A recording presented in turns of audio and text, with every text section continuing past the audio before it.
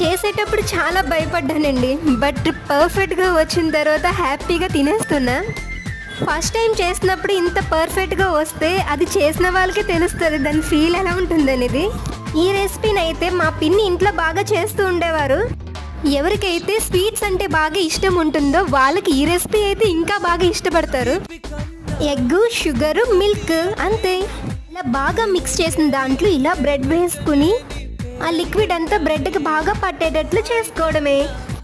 First time చేసే వాళ్ళకైతే నేను చేసిన మిస్టేక్ చేయకూడదని చెప్పి నేను చెప్తున్నా. నేను ఆ లిక్విడ్లోనే ఎక్కువ టైము బ్రెడ్ ఉంచడం వల్ల విరిగిపోయింది. అంటే జస్ట్ ఆ లిక్విడ్లో డిప్ చేసి నెక్స్ట్ ఇలా స్టవ్ మీద వేసుకున్న తర్వాత పైన వేసుకుంటే బెస్ట్ అన్నమాట. ఏదైనా చేస్తూ ఉంటేనే కదా ఎక్స్పీరియన్స్ వస్తూ ఉంటుంది. సో నాకు ఇది బాగా తెలిసింది. బట్ ఫ్రెంచ్ టోస్ట్ అయితే అదిరిపోయిందండి, చాలా పర్ఫెక్ట్గా వచ్చింది నాకు.